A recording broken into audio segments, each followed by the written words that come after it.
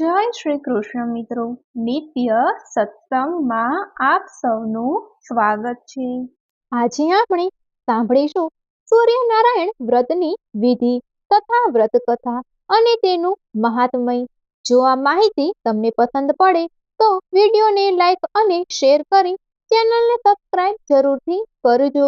રવિવારનો દિવસ ભગવાન સૂર્યને સમર્પિત છે, આથી કોઈ પણ રવિવારથી આ વ્રત શરૂ કરી શકાય છે। પણ જો આ વ્રત કારતક સુદ છઠ કે મહાસુદ સાતમના દિવસથી શરૂ કરવામાં આવે તો એ મહાફળ આપે છે। વ્રત કરનારે પ્રાતઃકાળે વહેલા ઉઠી નિત્ય કર્મથી પરવારી સૂર્યનારાયણના જાપ સાથે સ્નાન કરવું, ઉગતા સૂર્યને દંડવત પ્રણામ કરવા અને ત્યારે કેટલા રવિવારનું વ્રત કરવું છે તેનો સંકલ્પ કરવો। આ વ્રત 6 માસનું હોય છે। વ્રત પૂર્ણ થયા પછી યથાશક્તિ બ્રહ્મભોજન કરાવવાનું હોય છે। દાન દક્ષિણા આપવી, અન્નદાન કે વસ્ત્રદાનનો મહિમા અપરંપાર છે। ભગવાન સૂર્યનારાયણની કથા કહેવી કે સાંભળવી। વ્રત કરનારે કથા સાંભળતી વખતે મનમાં હે રવિરાય, હે સૂર્યનારાયણ પ્રભુ એમ બોલવું। કથા પૂરી થાય ત્યારબાદ એકટાણામાં ફક્ત ખીર જ લેવી। એકટાણું કરી લીધા પછી મનમાં અન્નનો ભાવ પણ ન લાવવો, નહીંતર વ્રત ભંગ થાય છે। જે કોઈ દેવદાનવ કે માનવ આ વ્રત હૃદયથી અનંત શ્રદ્ધાથી કરે છે તેના બધા મનોરથ પૂર્ણ થાય છે। શરીરનું સ્વાસ્થ્ય જળવાઈ રહે છે, મન પવિત્ર કમળ સમાન બને છે, મુખનું તેજ વધે છે, શરીરમાં ક્રાંતિ આવે છે, આંખોની જ્યોતિ વધે છે। આમ આ વ્રતના ફળ સ્વરૂપે ક્રાંતિવાન થવાય છે। પવિત્રતા હોવી એ જરૂરી છે, તેથી તન મનથી પવિત્રતા જાળવી રાખવા। મન કર્મ વચનથી કોઈનું અશુભ ન ઈચ્છવું। રાત્રે પવિત્ર શૈયામાં નિંદ્રા આવે ત્યાં સુધી ભગવાન સૂર્યના જાપ જપવા, તેનાથી 32 કોઠે દીવા થાય છે। 6 મહિનાનું વ્રત પૂર્ણ થયા પછી તેનું ભાવપૂર્વક ઉજવણું કરવું। ઉજવણામાં લાડવા બનાવવા। સવા શેર ઘઉંનો લોટ લઈ તેમાં સવા શેર ઘી નાખવું, સવા શેર ગોળ નાખવો, તેના લાડુ બનાવવા। એક લાડુ રમતા બાળકને આપવો, બીજો ગાયને આપવો। એક લાડુ વ્રત કરનારે પ્રસાદી તરીકે લેવો અને બાકીના જે લાડુ બચે તેનું બ્રહ્મભોજન કરાવવું। મન કર્મ વચનથી પવિત્ર રહી વ્રત કરનારને આ વ્રત મહાફળ આપે છે।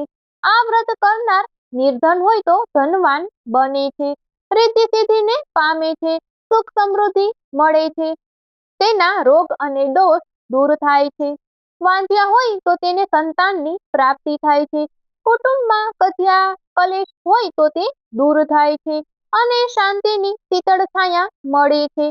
વળી 1,84,ના પેરામાંથી પણ મુક્તિ મળે છે અને મોક્ષની પ્રાપ્તિ થાય છે। આ હતું સૂર્યનારાયણના વ્રતનું મહાત્મય તથા વ્રતની વિધિ। હવે આપણે તેની વ્રત કથા સાંભળીએ। એક અઘોર અરણ્યમાં સૂર્યનારાયણ તેની માતા સાથે રહેતા હતા। તેઓ ઉંમરલાયક થયા ત્યારે એમણે પોતાની સગાઈ થાય એવી ઈચ્છા માતા સમક્ષ વ્યક્ત કરી। માતાએ કહ્યું, બેટા, તારી સગાઈ થાય તો મને પણ ઘણો જ આનંદ થાય, પણ આ અઘોર જંગલમાં કન્યા ક્યાંથી શોધવી?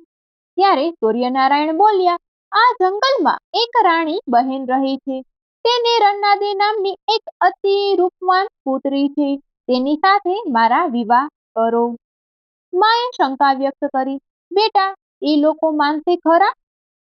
સૂર્યનારાયણ બોલ્યા, માને કે ના માને પહેલા માગું તો નાખો। સૂર્યની માતા રાણી બહેન પાસે ગઈ, એને પોતાના પુત્ર માટે રન્નાદીના હાથની માંગણી કરી। ત્યારે રન્નાદીની માતા બોલી, તમારો સૂર્ય સવારથી સાંજ સુધી 9 ખંડ ધરતીનો આંટો મારી સાંજે ઘેર આવે છે, ત્યાં સુધી શું મારી દીકરી ભૂખે ટળવળે? ના રે બાઈ, તમારે ત્યાં ભૂખે મરવા મારે દીકરી દેવી નથી। સૂર્યની માતા તો અતિશય નિરાશ થઈને ઘેર આવી અને સૂર્યને બધી વાત કરી। ચતુર સૂર્ય બધું સમજી ગયો। રાત પૂરી થવા આવી, સવારે સૂર્ય પૃથ્વીની પ્રદક્ષિણા કરવા નીકળ્યા। ત્યારે જતા જતા પોતાની માતાને કહ્યું, હે માતા, આજે રન્નાદેની માતા તારી પાસે તાવડી માંગવા રન્નાદેને મોકલશે. તું તાવડી આપતી વખતે એની માતાને કહેવડાવજે કે ઠીકરી ભાંગશે તો દીકરી લઈશ, જો ભૂલ ન થાય. માને સૂચના આપી સૂર્ય ચાલ્યો ગયો. બપોરનો સમય થયો. સૂર્યએ વનમાં એવો તાપ મૂક્યો કે પશુ પંખી માનવ દાનવ બધા અકળવા લાગ્યા. એવામાં વાવાઝોડું ફૂંકાયું. પવન જોરથી વાવવા લાગ્યો. રાણીના ઘરના છાપરાના માથેથી નળિયા ઉડવા માંડ્યા. એક નળિયું બરાબર તાવડી પર પડ્યું અને તેના 13 કટકા થઈ ગયા. રાણી બહેને રન્નાદેને સૂર્યની માતા પાસે જઈ તાવડી લઈ આવવા કહ્યું. તાવડી હોય તો જ રોટલા થાય. રન્નાદેએ જઈ તાવડી માંગી. સૂર્યની માએ કહ્યું કે તાવડી તો આપું, પણ પહેલા તારી માતાને પૂછી આવ કે ઠીકરી ભાંગશે તો દીકરી લઈશ. રન્નાદે પોતાની માતાને પૂછવા ગઈ તો રાણીએ કહ્યું, તું તારે હા પાડી દેજે, એમ કઈ થોડી તાવડી ભાંગી જવાની છે. રન્નાદેએ સૂર્યની માતાને કહ્યું કે મારી માતાએ તમારી શરત મંજૂર કરી છે, હવે ઝટ તાવડી આપો. સૂર્યની માતાએ તાવડી આપી. એ લઈને રન્નાદે ઘેર આવી અને રોટલા ઘડવા બેઠી. રોટલા થયા પછી મા દીકરી જમવા બેઠા. જમી પરવારીને રન્નાદે તાવડી પાછી આપવા સૂર્યનારાયણના ઘેર જવા નીકળી. અડધા રસ્તે પહોંચી ત્યાં બે લડતા સાંઢને જોયા. રન્નાદે કઈ તરફ જવું એ નક્કી કરે ત્યાં તો સાંઢ લડતા નજીક આવી ગયા અને રન્નાદેને અડફેટમાં લીધી. રન્નાદેના હાથમાંથી તાવડી પડી ગઈ અને કટકા થઈ ગયા 3. રન્નાદે તો રડતી પોતાની માતા પાસે ગઈ અને કહ્યું, તાવડી તૂટી ગઈ. એની માતા સૂર્યની માતા પાસે જઈ અફસોસ વ્યક્ત કરવા લાગી. પણ સૂર્યની માતા તો તરત બોલી, અફસોસ કરો કે ન કરો, મેં તો કહ્યું હતું કે ઠીકરી ભાંગે તો દીકરી લઈશ. હવે તમારે તમારું વચન પાળવું જ રહ્યું. આવ્યા છો તો તમારી દીકરીની સગાઈ મારા સૂર્ય સાથે કરતા જાઓ. રાણીને હવે કોઈ રસ્તો રહ્યો ન હતો. મન મનાવીને એમણે પોતાની દીકરીની સગાઈ સૂર્ય સાથે કરી અને મોં મીઠું કરીને ઘેર ગયા. ઘેર જઈને રાણીએ પોતાની દીકરી રન્નાદેને એના વિવાહ સૂર્યનારાયણ સાથે કર્યાની વાત કરી. રન્નાદે ઘણી ખુશ થઈ ગઈ. સૂર્યએ આ વાત સાંભળી ત્યારે એમના હર્ષનો પાર ન રહ્યો. સૂર્યએ પોતાની માતાને કહ્યું કે જાઓ રન્નાદેની માતાને કહો કે કાલે સૂર્ય રન્નાદેને પરણવા આવશે. સૂર્યની માતાએ રાણી પાસે જઈને સંદેશો આપ્યો. રાણીએ જવાબ આપ્યો કે મારાથી એક દિવસમાં પહોંચી વળાય તેમ નથી. ત્યારે સૂર્યની માતાએ કહ્યું કે તમે કોઈ વાતે ચિંતા ન કરો, બધું મારા સૂર્ય પર છોડી દો.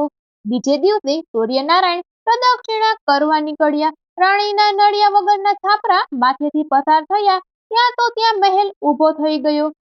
સર્વ રાજ રચીલું આવી ગયું. કોઈ વાતની ખોટ ન રહી. બીજા દિવસે સૂર્યનારાયણ અને રન્નાદેના લગ્ન થયા. રાણીએ યથાશક્તિ પહેરામણી આપી. સૂર્યનારાયણનો સંસાર શરૂ થયો. દરરોજ મળકતું થતા ઘેરથી નીકળી જાય અને છેક સાંજે આવીને જમે. પછી જ રન્નાદે જમતા. પતિવ્રતા સ્ત્રી પતિને જમાડ્યા વગર જમે નહીં. આ રન્નાદેનો નિત્ય ક્રમ હતો. જેથી કરીને રન્નાદેનું શરીર દહાડે સુકાવા લાગ્યું. એક દિવસ રન્નાદેની માતા દીકરીની ખબર કાઢવા આવી. દીકરીનું સુકાઈ ગયેલું શરીર જોઈને ચિંતાતુર બની પૂછવા લાગી, હે મારી લાડલી, તારું શરીર સુકાઈ કેમ ગયું છે? તને શું દુઃખ છે? રન્નાદે બોલ્યા, સૂર્યનારાયણ મળસ્કે પ્રદક્ષિણા કરવા ચાલ્યા જાય છે અને છેક સાંજે પાછા આવે છે. એ જમે પછી જ મને જમવા મળે છે. પતિને જમાડ્યા વગર મારાથી કેમ જમાય? આ સાંભળી રાણીએ ઉપાય સૂચવ્યો. બેટી, એમને કહેજે કે સવારે સાકરનું પાણી પીને જાય, પછી તું જમી લે તો પતિવ્રતા ધર્મનો ભંગ ન થાય. બીજા દિવસે સૂર્યનારાયણ પ્રદક્ષિણા કરવા જવા તૈયાર થયા ત્યારે રન્નાદે બોલ્યા, હે નાથ, આજથી તમે સાકરનું પાણી પીને જજો. રન્નાદેની વાત સાંભળી સૂર્ય એકદમ ચકિત થઈ જતા બોલ્યા, આ તમે શું કહી રહ્યા છો રન્નાદે? જ્યાં સુધી હું નવખંડ ધરતી પરના જીવ માત્રનું પૂરું ન કરું ત્યાં સુધી મારાથી પાણી પણ ન પીવાય. આમ કહીને સૂર્યનારાયણ ચાલ્યા ગયા. પતિની વાત સાંભળી રન્નાદે વિચારમાં પડી ગયા. એમને થયું કે મારા સ્વામીએ જે વાત કહી એ ખરેખર સાચી હશે. આ વાતનું પારખું તો કરવું જ જોઈએ. આમ વિચારી તેઓએ જમીન પરથી એક કીડીને ઉઠાવીને દાબડીમાં પૂરી દીધી અને દાબડી પાણિયારામાં મૂકી દીધી. સાંજે થાક્યા પાક્યા સૂર્યનારાયણ ઘેર આવ્યા અને રન્નાદેને કહ્યું કે ચાલો જમી લઈએ. ત્યારે રન્નાદે હસતા હસતા બોલ્યા, સ્વામી, તમે નવખંડ પૃથ્વી પરના તમામ પ્રાણીનું પૂરું કર્યું? હા, કેમ એવું પૂછ્યું? સૂર્યનારાયણે કહ્યું. રન્નાદે હસતા હસતા બોલ્યા, ખોટી વાત, હજુ એક જીવ ભૂખ્યો રહી ગયો છે, હું તમને દેખાડું. એમ કહી તેઓ પાણિયારામાં મૂકેલી દાબડી લઈ આવ્યા. ખોલીને જોયું તો તેમના ચાંદલાના ચોખાનો એક દાણો અંદર પડી ગયેલો. કીડી ગરણીના છેડેથી પાણી પીને ચોખાના દાણા પર ચોંટી ગઈ હતી. આ જોઈને રન્નાદે ચકિત થઈ ગયા. સૂર્યનારાયણ બોલ્યા, જોઈ લ્યો રન્નાદે, કીડીથી માંડીને કુંજર સુધીનાને અન્ન આપવાનો મારો ધર્મ. આજે તમે મારા પર શંકા કરી છે. મારો તમને શ્રાપ છે કે તમે રાંધો તોય ઓછું પડજો, ભૂખ્યાને ભભડતા જ રહેજો. આવો શ્રાપ આપી સૂર્યનારાયણ જમવા બેઠા. એક કોળિયો માનો રાખ્યો, એક કોળિયો રન્નાદેનો રાખ્યો અને બાકીનું બધું ખાઈ ગયા. સાસુ વહુએ એક એક કોળિયાથી પેટ ભર્યું. આમ ઘણા દિવસ વીત્યા. સૂર્યનારાયણની માતા ઘણા દુઃખી થઈ ગયા. એક દિવસે સૂર્યનારાયણની માતાએ સૂર્યનારાયણને કહ્યું, બેટા, વહુએ તારો અપરાધ કર્યો છે. મેં તારો એવો તે કયો અપરાધ કર્યો છે કે તારી માને પણ એક કોળિયો ખાવો પડે છે? જો કોઈ અપરાધ થયો હોય તો તેના નિવારણનો ઉપાય બતાવ. આ સાંભળી સૂર્યનારાયણને ઘણું દુઃખ થયું. તેઓ બોલ્યા, માં, તો પછી તમે અને રન્નાદે મારું વ્રત કેમ નથી કરતા? આમ કહી સૂર્યનારાયણે વ્રત કરવાની સંપૂર્ણ વિધિ સમજાવી. માએ અને રન્નાદેએ સૂર્યનારાયણનું વ્રત કર્યું. 6 માસે ઉજવણું કર્યું. એ વખતે અતિથિ તરીકે વનમાં ફરતા ફરતા રામ લક્ષ્મણ આવી ચડ્યા હતા. તેમને જમાડ્યા. હવે તો તેઓ થોડું રાંધે તોય વધે અને થોડું જમે તોય ધરાઈ જાય. સૂર્યનારાયણ વ્રતના પ્રતાપે સઘળું સંકટ દૂર થયું. રામ લક્ષ્મણે રન્નાદેના ઘેર જમી લીધું. પછી કુટીર ગયા. ત્યાં સીતાજી પણ આ વ્રત કરતા હતા. તેઓ બોલ્યા, તમે તો જમીને આવ્યા, હવે મારે વાર્તા કહેવી કોને? શ્રી રામ કહે, આ વનમાં એક રબારણ રહે છે. તેનો એકનો એક દીકરો ગુજરી જવાથી એ બિચારી હજુ પણ ભૂખી છે. તમે ત્યાં જઈને તેને વાર્તા સંભળાવો.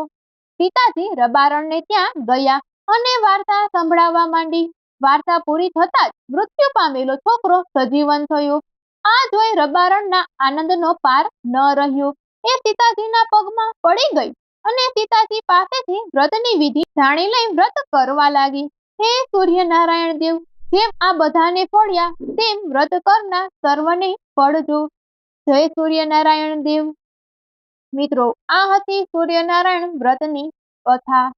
જો આ માહિતી તમને પસંદ પડી હોય તો વિડીયોને લાઈક અને શેર કરી ચેનલને સબસ્ક્રાઇબ જરૂરથી કરજો. જય શ્રી કૃષ્ણ.